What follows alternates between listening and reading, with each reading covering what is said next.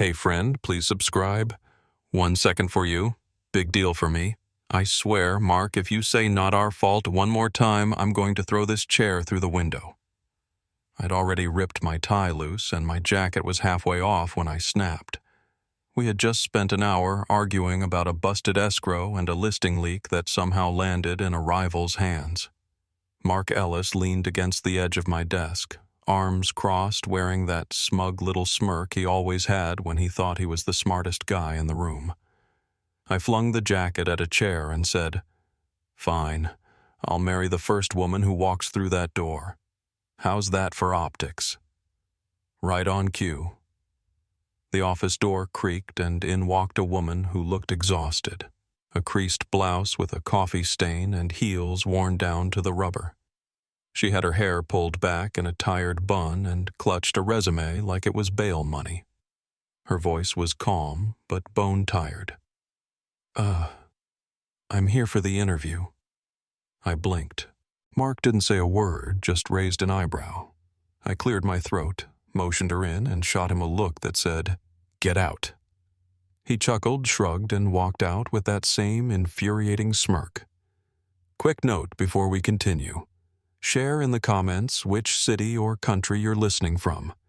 It helps us see where you're tuning in from and figure out the best time to post new stories. Thanks. Now let's get into it. She sat. I tried not to stare. Her name was Emma Carter. She was 24. Talked fast. Said her dad died 7 months ago. Her mom had been out of the picture for years. She was raising her kid brother, Logan, 3rd grade. She was his legal guardian. They'd been couch surfing. Sometimes she managed a weekly motel. Sometimes she slept in her car at a 24-hour gym, showered with a guest pass, washed clothes at a coin-op. Said she needed something stable, anything near Logan's school. Then she glanced down at the coffee stain on her shirt and started apologizing like her life depended on it. "I'm not sloppy, sir. I just today beat me up." Her eyes were clear. No pity play, just the truth. I told her what was going on. The investor flying in tomorrow.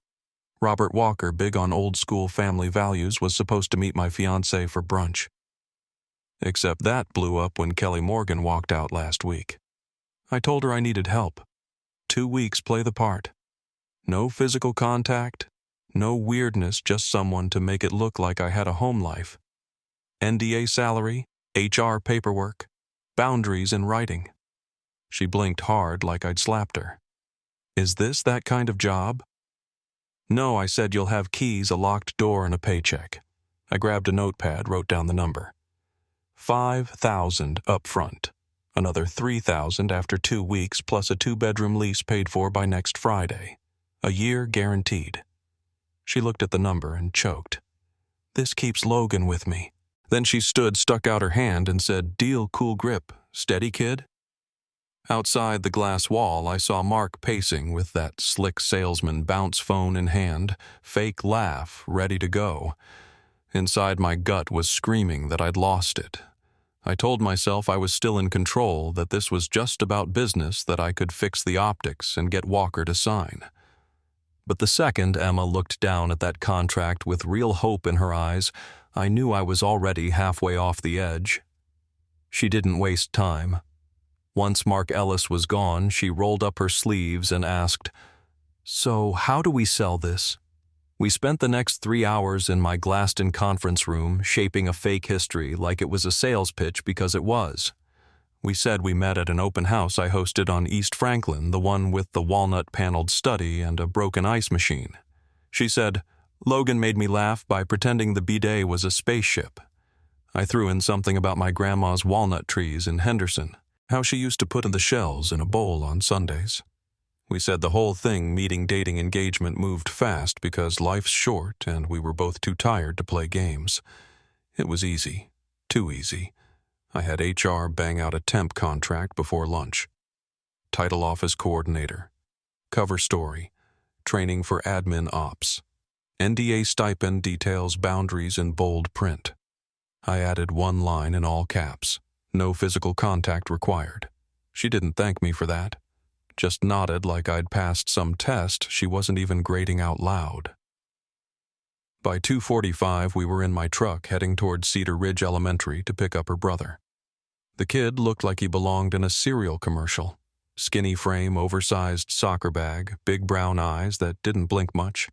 He came out with a teacher aide and spotted Emma instantly. The first thing he said to me was, "Are you the house guy?" I stuck out my hand. "Name's Ryan Hale. You must be Logan." He shook it all serious. "Nice to meet you, sir." Then he asked if I had any secret doorways in my house. Kid was a riot. Their current apartment was on the second floor of a squat building near Frontier Drive. The hallway smelled like boiled onions and burnt dryer sheets. Inside, the kitchen ceiling was bubbled out like a blister and stank of wet drywall. The AC rattled when it turned on like somebody had stuffed gravel into the fan. We packed quick. Clothes. Logan's schoolwork, a couple sketch pads, a plastic tote marked docs. She kept a separate clear folder with birth certificates and guardianship papers, laminated covers, color tabs. She carried it like it was the only thing that couldn't be replaced.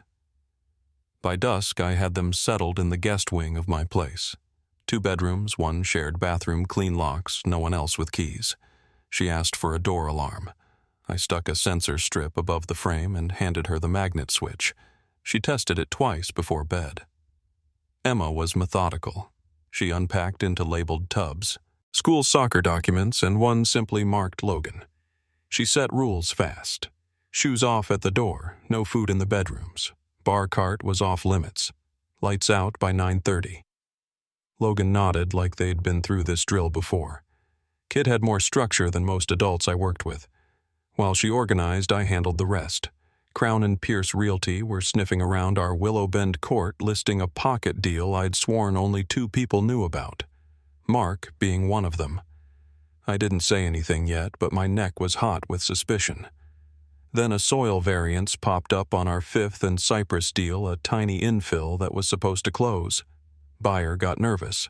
Mark claimed it was from the city. I called Danielle Price at Summit Escrow. She hadn't seen the doc, said it never crossed her desk. That's when I started smelling rot. Back at the house, we ran drills like we were prepping for a job interview. How'd we meet? What's your favorite thing he cooks? What's our Sunday routine? I said. I make decent pancakes. She said Logan likes cereal better. We practiced until her answers didn't sound practiced. I told her Linda Walker could spot a liar from 50 feet. That made her pause. She asked what Linda did for a living. I said, she reads people. Dinner was takeout enchiladas. Logan insisted we try the green salsa, even though it made him cough. Midway through, he pointed to the built-in next to the dining room and said, "That looks like a secret door." I laughed. "Kid, this house barely has a linen closet." He grinned salsa on his chin. Later, after Logan was in bed, I passed by Emma's door and saw her holding something in her hand, small and brass. She caught me looking and walked over. She held it out. RWT 312, my dad's old rail tag. He worked the yards in summers back in Midwest Central Rail Yards in Indiana. Never took it off. She set it on the nightstand like a habit, like that tag knew her whole life story. I nodded once, didn't pry.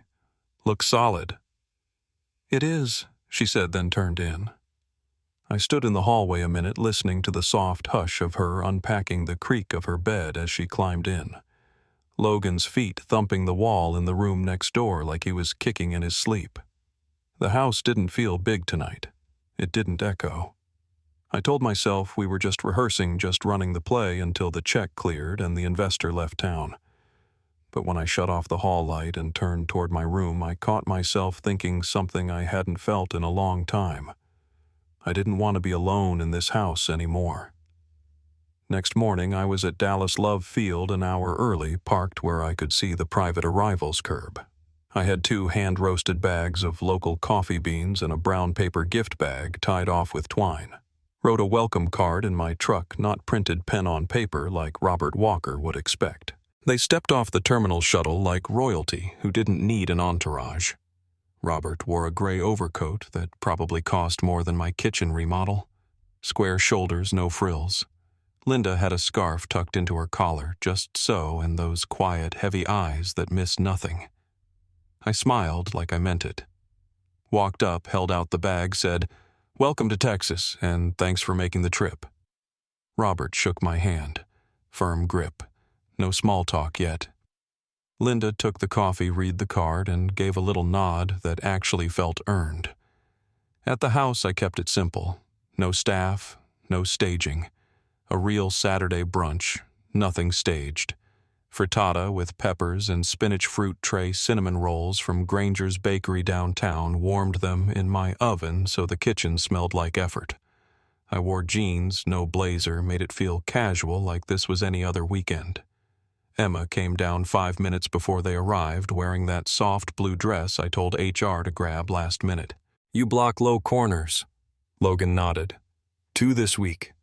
"Then you're a keeper," Robert said. Didn't crack a grin, but nodded like the kid passed some invisible test. Linda leaned over and said to Emma, "He's got presents."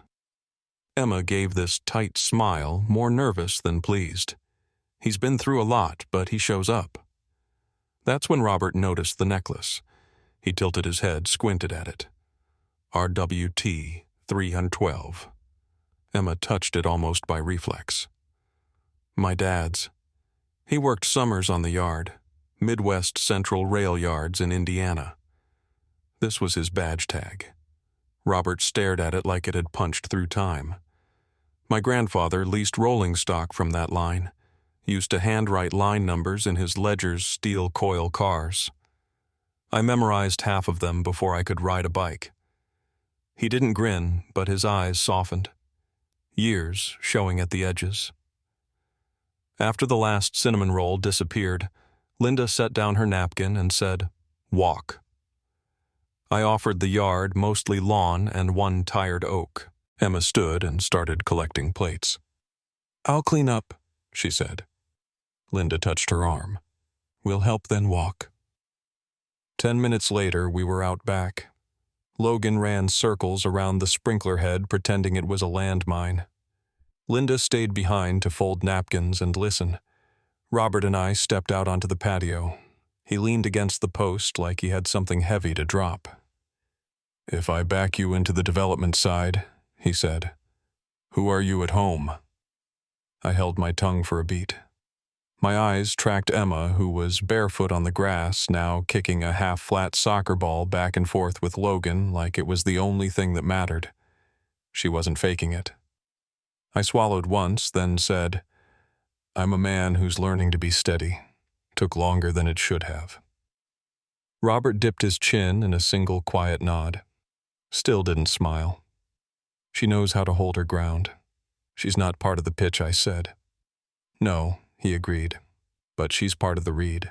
Linda came out with 2 more coffee mugs, handed one to me without a word, and stood next to Robert. Linda was watching Emma and Logan, now both of them laughing over some made-up rule about the soccer ball not being allowed to touch the oak tree. Then Linda said, almost under her breath, "A house sounds different when it has a family in it." No one answered. There was nothing to add. By 2 that afternoon, we were sitting on metal bleachers, sweat sticking my shirt to my back, sun hammering down on the field like it had a grudge. Logan's league field wasn't much. Chipped paint on the goalposts, dust devils cutting across the sidelines, but it was packed. Parents yelling whistles, blowing that manic Saturday energy that smells like sunscreen and hot dogs. Robert and Linda came with us, still riding the brunch mood. Emma brought orange slices in a cooler and a folding chair she refused to use. She stood the whole time, hands on her knees calling plays under her breath like a coach. Logan faced 3 penalties in 15 minutes, and I swear the kid turned into a wall. First one, he dove left, knocked it away with his forearm. Second, he caught it square in the chest and didn't budge. Third one, he punched the ball clean over the bar and landed flat on his back. I jumped up like an idiot and yelled his name. Emma grabbed my sleeve, laughing, shouting, "That's my brother." We locked eyes, both yelling at once, both grinning. It was a stupid second, but it hit deep, like I'd been let in on something I didn't deserve. Robert was clapping, but halfway through he stopped, just stared out at the kid arms crossed, jaw tight. Linda leaned toward him and said something quiet, but he didn't answer. When Logan jogged off for halftime, Linda crouched to wipe his face with a napkin. "You play fearless," she told him. "Your dad would be proud." Emma went still at that, like she couldn't breathe for a second, then smiled to cover it. While they talked, I checked my phone, and that's when the screen blew up. Variance on 5th and Cypress flagged again. Buyer spooked. The thread below it was worse. Willow Bend Court's exclusive listing had just surfaced in a rival brokerage group chat. Same photos, same square footage. Even my headline copied word for word. My blood pressure spiked so fast I could taste metal. I texted Danielle Price at Summit Escrow Thumbs Flying. She wrote back in seconds. "No new docs from our system. Pulling original now." 10 minutes later, she sent me the soil report. Clean. The metadata on the fake one pointed to a printer. Hours in my own bullpen. Timestamp between Mark's keycard pings. No one else logged in that corridor at that time. It wasn't just a mistake. Someone was making me bleed slow. "Everything okay?" Emma asked. I pocketed the phone. "Just business," I said. "Lie number 50 for the week." The whistle blew. Game back on. Logan blocked another shot. Crowd went wild. And for 2 hours, I managed to pretend I wasn't watching my company crack from the inside. Later that evening, after the medals and juice boxes and sunburn, Emma invited Robert and Linda back for dinner. I said, "Maybe another night." She said, "We'll keep it simple. Spaghetti garlic bread, that's it." She made it clear. I didn't have the energy to argue, so I grabbed groceries on the way home. The kitchen filled with the smell of tomato and basil and toasted bread. Logan danced around the bar pretending to be a waiter. Robert opened the door with that same measured calm. Linda carried a bottle of wine she'd probably pulled from a cellar older than my career. We chopped vegetables shoulder to shoulder, passing knives and spoons like we'd done it for years. Emma teased me about not draining the pasta. Linda showed Logan how to fold napkins into little birds. Robert dried dishes as we finished humming something low and slow. Maybe an old hymn. Maybe just a sound he made when things felt right. The night stretched easy. No agenda, no pitch, just normal.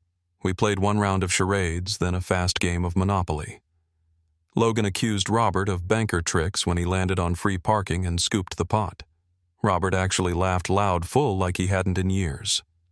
Linda leaned against Emma during cleanup and whispered something that made her blush. I caught myself smiling like an idiot. When the Walkers left, Linda hugged Emma at the door, firm and motherly. Robert shook my hand, met my eyes, and said, "You've got something to protect now. Don't waste it." After the car lights faded down the drive, I turned to find Emma stacking plates, hair falling into her face, humming under her breath. The brass token around her neck caught the kitchen light, one quick glint of gold across her throat. Something about the way Robert had stared at it earlier kept poking at me. Familiar, maybe, or just too coincidental, I couldn't decide. Emma looked up. "Everything okay?" "Yeah," I said. "Long day." She smiled once, tired but easy. "Tomorrow's just tomorrow." When she went down the hall, I opened my laptop on the counter and pulled up my inbox. Another alert. Another headline. Local brokerage massages. Inspections inflates pre-sale hype. No names, but every example in the story was ours. Timelines, neighborhoods, even a photo of a floor plan I'd drawn myself. My throat went dry. Outside, the night was quiet except for crickets. Inside, the house still smelled like garlic and laughter, but under it I could feel the floor start to shift. The mask was cracking, and whoever was behind it wasn't finished. By Monday morning, the so-called variance had grown teeth. The buyer on 5th and Cypress wasn't just nervous anymore. He was ready to walk. Now the word was foundation concern. I spent half an hour on the phone explaining that the lot was stable, the soil report clean, the city clear. None of it mattered. Once the rumor hits, confidence evaporates. Mark leaned in my office doorway, sipping his overpriced cold brew, smirking like it was funny. "You're wound too tight, boss. Stuff happens. Stuff doesn't forge documents," I said. He shrugged. "Maybe Summit Escrow screwed up. Maybe your boy Ethan uploaded the wrong file. You ever think of that?" My jaw clenched. Ethan doesn't sneeze without running it by compliance. "Then blame escrow," he said, still smiling. "Everybody blames escrow." He walked off whistling like a man who'd already covered his tracks. My gut twisted. I'd seen Mark slide blame before, but not like this. This was precision. Someone was stacking dominoes and waiting for me to flick the first one. By lunch, another hit landed. Kelly Morgan, my ex, posted a reel on Instagram called Staging Horror Story Number 4. The caption said, "When clients ignore design advice and ruin your lighting plan." I didn't need to squint. The room in that video was mine. Copper Ridge. She'd swapped the warm bulbs for those blinding white ones, making the walls look sick. The video was cut just right so the angles and the art screamed my listing without saying it. The comments were brutal. Then came a DM from a neighbor across the street. Nest cam footage. Timestamp 11:38 p.m. A woman sneaking into Copper Ridge with a tote bag, baseball cap, mask, long ponytail swinging low. The gait was familiar. The quick left step, the hip tilt. I knew it. I knew it the second I saw it. I stared at the clip until my screen dimmed itself. My hands were shaking. Not from heartbreak. Those days were gone. But from the rage of realizing she was still inside my business, still clawing at the walls, even after walking out. That night, while I was drafting response letters to Calm, the Fifth and Cypress buyer Emma got a text from Linda. "Thursday brunch. Just the girls," she said, smiling. "She wants to swap recipes and grocery hacks." "You okay with it?" she asked me. "Linda's the green light," I said. "If she invites you, go." Emma grinned. "Then it's a yes." I turned back to my laptop, pretending to focus on spreadsheets, while the world kept bleeding under my fingertips. Tuesday. Robert flew in early for a walkthrough at Maple Ridge Terrace. 14 town homes under my name. Bare concrete, half-framed units, sawdust, and the smell of new copper pipes. He moved slow, taking everything in. Cost breakdowns, schedules, phase releases. He didn't waste words. When he finally spoke, it was like being cross-examined by your conscience. "You're heavy on contingency." Why I didn't dress it up. Because if Fifth and Cypress falls apart, I'm tight for fourth quarter. One missed close and payroll gets ugly. He nodded, unreadable. "You telling me because you want sympathy or because it's true?" "It's true," I said. "I don't need sympathy." He gave a small grunt. Not approval, but acknowledgement. Then he changed the subject to drainage flow and masonry bids. That's Robert. He doesn't hand out comfort, only respect when it's earned. By the time I got back to my office, another bomb had dropped. Metro Property Wire again. This time a short blurb hinting at a fabricated domestic narrative at a local brokerage. They attached screenshots of a couch I owned and a soft blue dress I'd seen Emma wear last Saturday. My stomach folded in half. I dug into the IT logs before I could talk myself out of it. The fake variance file traced back to a desktop assigned to Mark's assistant. A secondary record print job at 11:42 p.m. tagged to Mark's keycard. I sat there with the report glowing on my monitor pulse, slamming in my ears. The evidence was screaming, but calling him out without airtight proof could nuke the firm. My name, my license is everything. My phone buzzed. A new text. Linda, breathe. Truth sticks. No lecture, no preamble. Just that. Somehow it slowed my heart rate. Emma found a thrift store board game that night and set it up on the coffee table for Logan. She was laughing, teaching him how to track points, but every few minutes she'd glance at me, checking if I was okay. I wasn't, and she knew it, but she didn't press, just kept the kid smiling. When Logan finally crashed, Emma stood in the doorway, eyes tired but soft. "You should get some rest," she said. "You look like you're carrying a building." I forced a smile. "I'm fine." "Sure," she said quietly. "Tell your face that." She turned in before I could answer. Around 2 a.m. I gave up pretending, drove back to the office, crashed on the couch in the break room, woke an hour later to the buzz of a new email notification. Blocked sender. No name, just the subject line. Ask Ryan Hale about his bride. No attachments, no message. Body, just those words. I stared at it until the air in the room felt thin. Whoever was pulling these strings wasn't done. They'd shifted from business to personal, and that line, his bride, was a knife aimed right where it would hurt most. I looked out the glass wall toward the bullpen. Every workstation sat dark silent, but I could almost feel something moving under the surface like wires humming inside the walls. That's when I realized this wasn't sabotage for money anymore. It was personal. Someone wanted to bury me, and they were starting with the foundation. Robert showed up just after 9 with a letter in his hand and a look I wouldn't wish on my worst rival. Not rage, just cold. The kind of cold that isn't loud but leaves nothing standing. He didn't sit. He stopped just inside the threshold and held up the letter like a contract that had failed its own promise. "I trusted you," he said. "Tell me the truth. Is she even your fiancée?" My throat clamped shut. I looked at the floor. The silence in that room pressed against my ribs. "No," I said. "She's not." He waited. Gave me that space to hang myself clean. "I was supposed to introduce you to Kelly Morgan. We broke it off the week before you flew in." I panicked.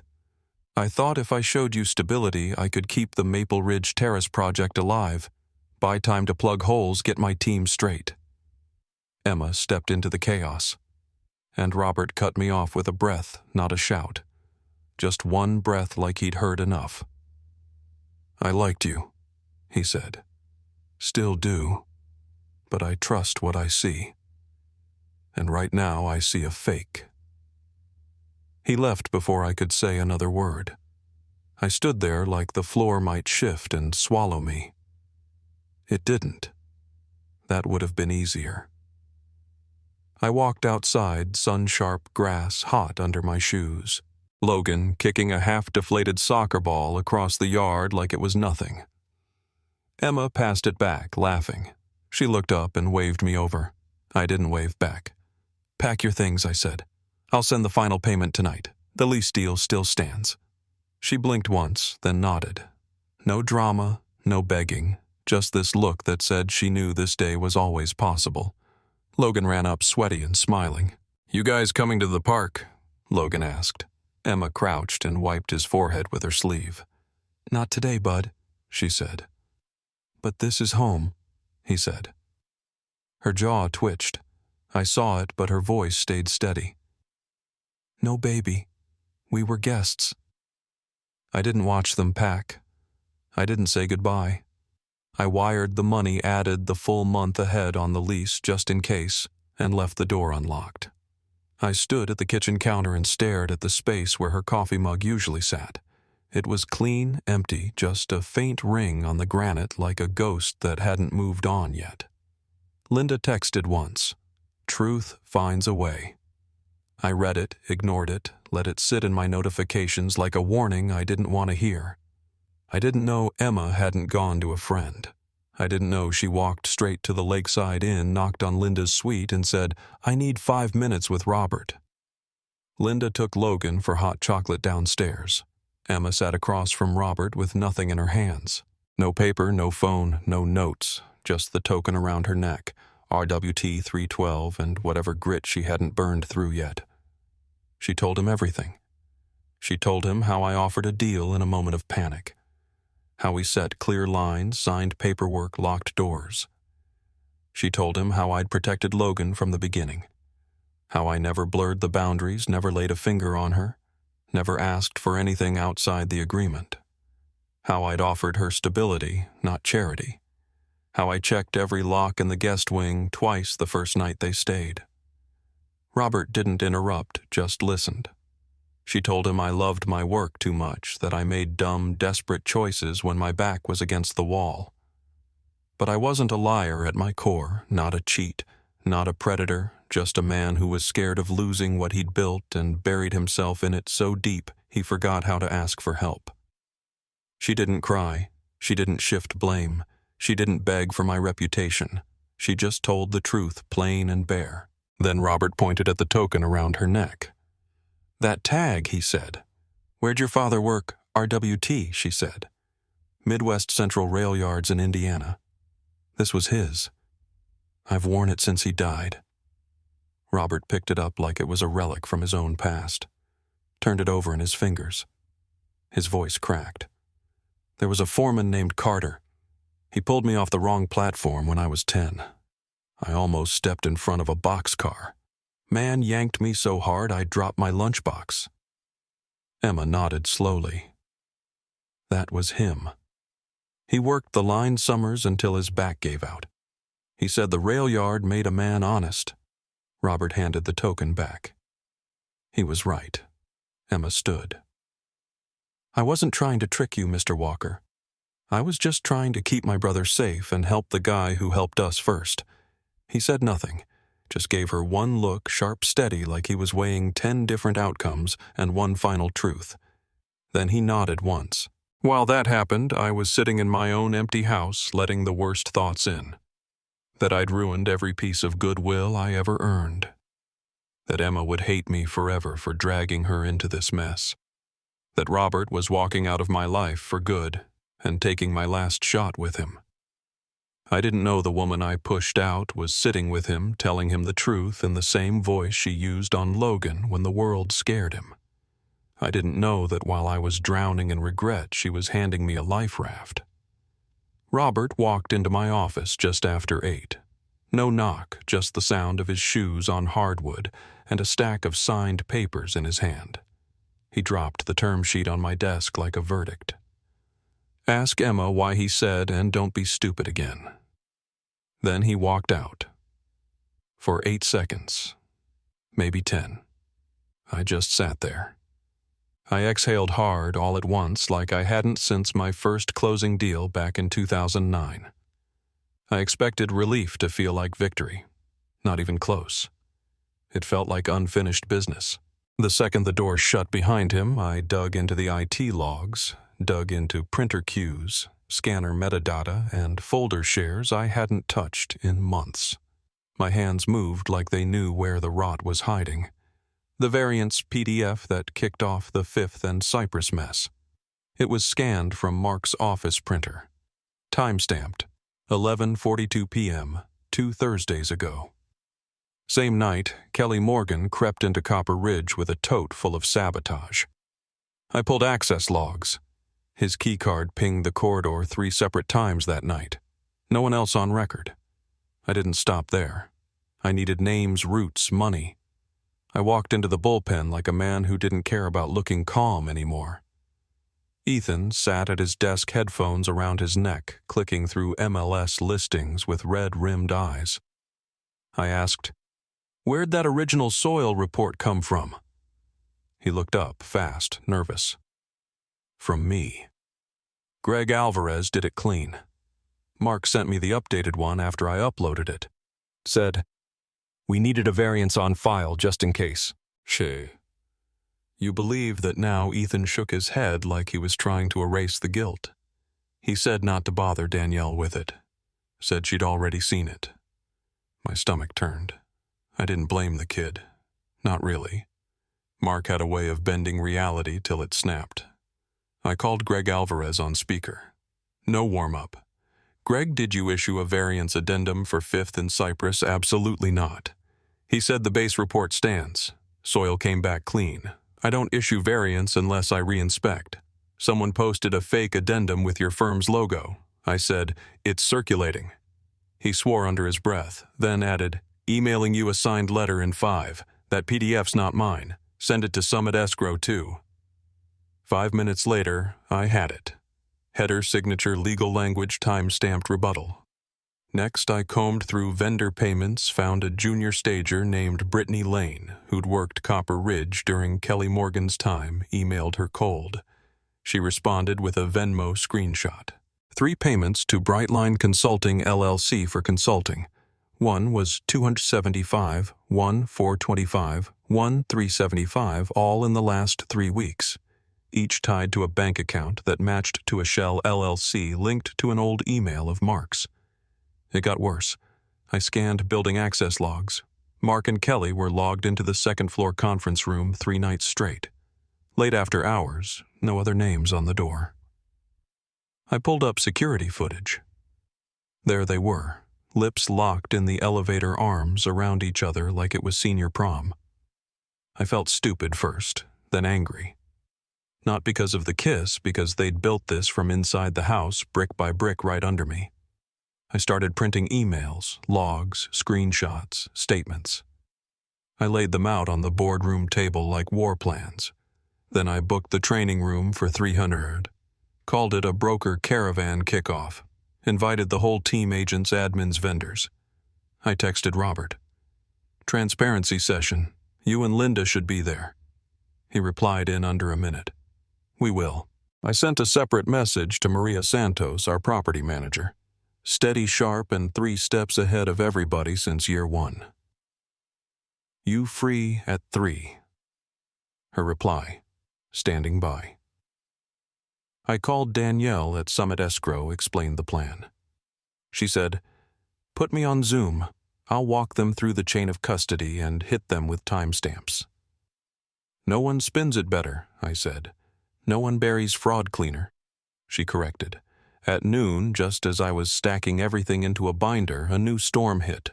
Instagram post anonymous account. Caption Copper Ridge's fake bride. The photo was from the open house, blurry but clear enough. Emma in the soft blue dress standing by the kitchen island. My kitchen. Our lie. My chest locked up, then let go all at once. I didn't shake. I got mean. This wasn't about listings anymore. It was war. I sat down and wrote 2 lines on a note card. No spin, no prep. I lied about a fiancée. I didn't lie about the woman. I looked at those words for a long time. Then I tucked the card in my pocket and stood. Time to show them what truth actually looked like. The training room was packed by 2:55. Agents, assistants, vendors, junior staff. Everyone with a badge or a login showed up. The air was humid from too many bodies and not enough airflow. Robert and Linda stood in the back near the coffee table like quiet chaperones, eyes scanning unreadable. Maria Santos sat near the wall with her notebook already open, pen in hand, steady as ever. Mark leaned in the far corner, arms crossed, expression dialed to bored contempt. Kelly stood by the door in black-on-black sunglasses, still on like she thought this was a photo shoot. At 3 sharp, I walked to the front, pulled the card from my pocket, and read it out loud. I lied about a fiancé. I didn't lie about the woman. Silence. Not even throat clearing. Then I said, now we're going to look at what's real. I clicked the projector on. First slide the soil report. Greg Alvarez, live on Zoom. Audio already tested. He got straight to it. This is the original report I submitted. Clean soil, no variance, no risk. I never added an addendum. What you've seen circulating is a forged document with my letterhead. He pointed out the digital signature mismatch. Then the creation timestamp buried in the metadata. I clicked to the next slide. Printer tag Mark's office device timestamped 11:42 p.m., 2 Thursdays ago. Greg signed off. Danielle Price took the mic next from Zoom. Summit Escrow never received the fake document. Our email server shows no variance file. Our file chain was uninterrupted from initial submission to now. No edits, no uploads, no visibility. She pulled up a clean spreadsheet of access logs. If the document had entered our system, it would have triggered an alert. It didn't. Mark still hadn't moved. His jaw worked once like he might say something, then stopped. Then came the footage. First, the elevator camera. Mark and Kelly arms around each other. Late-night conference room keycard swipe logged 2 minutes earlier. Then, the Nest Cam clip, Copper Ridge front walkway. Figure in a cap and long ponytail. Tote bag. Gloved hands. Swapping bulbs in the middle of the night. The room buzzed like a beehive. I raised my hand. Quiet. I switched slides. Pulled up the Metro property wire leak. Anonymized emails from a burner address sourced to an IP that pinged from our own conference room Wi-Fi. The window of access aligned exactly with Mark's badge activity. Nobody else swiped in, not even janitorial. Mark finally pushed off the wall. "This is a setup," he said loud. "You're desperate. You're making this crap up because you got caught faking a relationship." I kept my face still. "That's the spin, huh, victim of a smear job?" He stepped forward. "This is a witch hunt. You staged a woman lied to investors. Now you're dragging me down to save yourself." I let the silence do the work. Robert raised 2 fingers. The room went dead silent, just like that. "Authority you don't earn, you inherit." I looked right at Mark. "You're fired. Effective immediately. Sabotage. Breach of fiduciary duty. Conduct that jeopardized our licenses and reputation." He blinked once. HR stood up, walked over, and handed him the termination packet. Security followed. No scene, just a quiet escort out. Kelly laughed under her breath. "You really think you can control the narrative?" I didn't look at her. I pulled up the last slide. Venmo screenshots, Brittany's forwarded payments, 3 consulting fees to Brightline Consulting LLC tied to an old burner email under Mark's name. Total over $1,000 disguised as stager services. Linda stepped forward from the back of the room. Her voice was calm and unshakable. "Narratives don't have timestamps. Evidence does." Kelly didn't say another word. She followed security out. I turned to Maria Santos. "You're COO as of today. You've earned it. No fluff, no press release. You just get the job." She stood, didn't smile, didn't gloat, just nodded and took the mic. Effective immediately, she said, "We're updating inspection protocols. Chain of custody for all staging, no freelance access. Escrow updates through a single channel only. All backdated files will be re-verified." I nodded. That's the tone we move forward with. Then I faced the room one last time. I filed a formal complaint with the State Real Estate Board. Civil claim pending for lost revenue tied to these acts. Vendors connected to Mark's network are being blacklisted. No one moved. No one blinked. I could see them recalibrating. Loyalty, fear, maybe even respect. Then I finished it. As for me, yes, I staged a domestic front. My engagement ended. I panicked. I built a lie to protect this firm's perception when I should have led with honesty. I looked directly at Robert and Linda, then back to my team. "That was on me," I said, "not on her." The room cleared out in waves, agents shaking hands, vendors packing up their swag, Linda lingering to speak quietly with Maria Santos. I stayed back as Robert reviewed the term sheet one last time with a pen that looked like it could buy my first car. He didn't hesitate. 5.2 million construction line, 1.3 million land takeout on Maple Ridge Terrace, plus access to his materials network, lumber, concrete, steel at internal cost contingent on phase milestones. He signed, capped his pen, and looked me dead in the eye. "Linda likes the way your house sounds," he said. "Don't waste that." I nodded. Didn't try to be clever. I wasn't that guy anymore. I didn't go home after.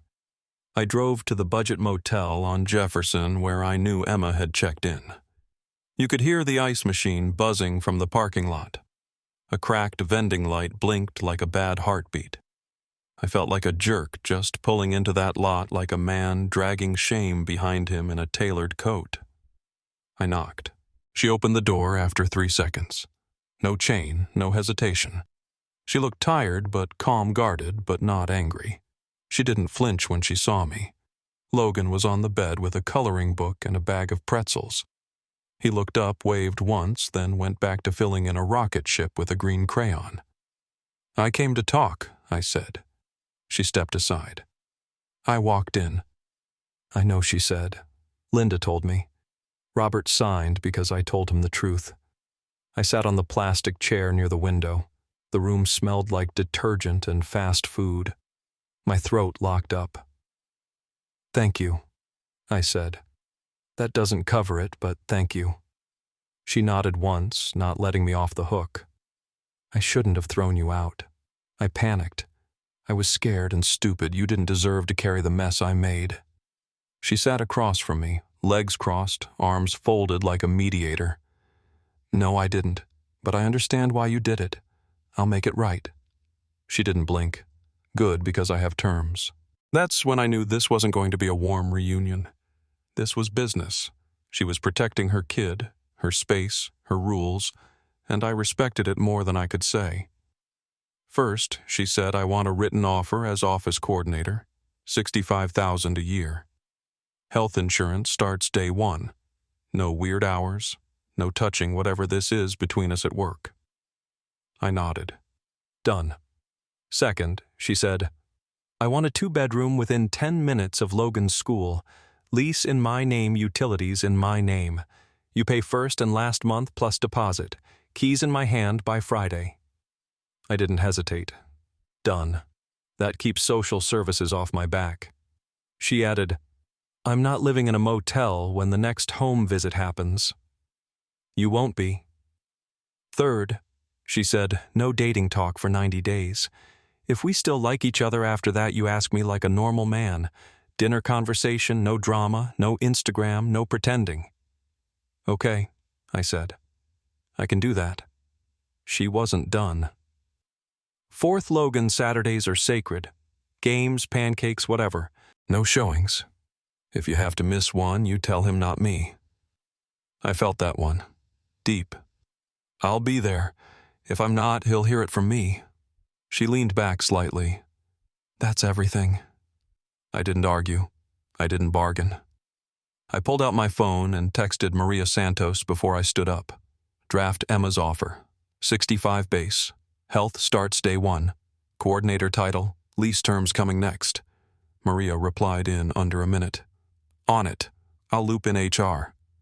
Emma watched me the whole time, waiting to see if I'd cut corners. I didn't. I looked at Logan. "You still practicing, champ?" He looked up, smiled a little. "Can we still do Saturdays every week?" I said. "That's a promise." Emma didn't smile, but her shoulders dropped half an inch, just enough to know she believed me. 3 months later, I stood on the same dusty sideline where all this mess started to crack open. Coffee in one hand, Logan's goalie gloves in the other. Sun-high field, packed same metal bleachers, same smell of cut grass and cheap sunscreen. But none of it felt like performance anymore. This wasn't a show. It was our Saturday. Logan had filled out, stood taller, yelled sharper. He barked orders at his back line like a kid who knew he belonged there.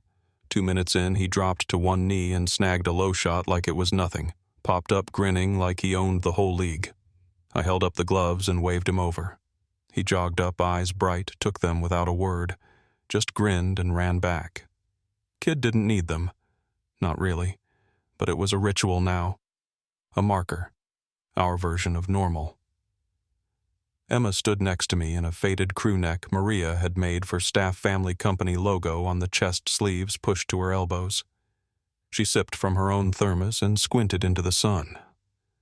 "He's got footwork now," she said, "like actual balance." "He's been watching film," I said. "Kid's obsessed." "Sounds familiar?" she said, deadpan. She'd been back in the office 9 weeks and nobody missed how fast things cleaned up. She shredded old systems, streamlined vendor tracking, flagged 2 staging budget leaks I hadn't even seen. Maria promoted her to process lead after 4 weeks. No one questioned it. We still weren't together. That had been the deal. But day 90 was coming, and I already knew what I was doing.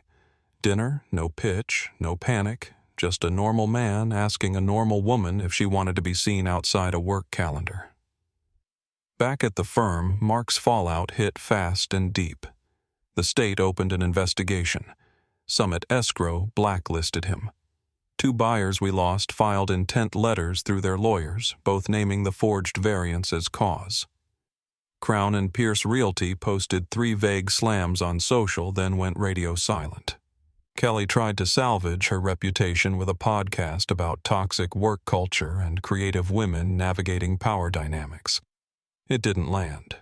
A coalition of stagers posted the Nest Cam clip. One by one, her sponsors ghosted her.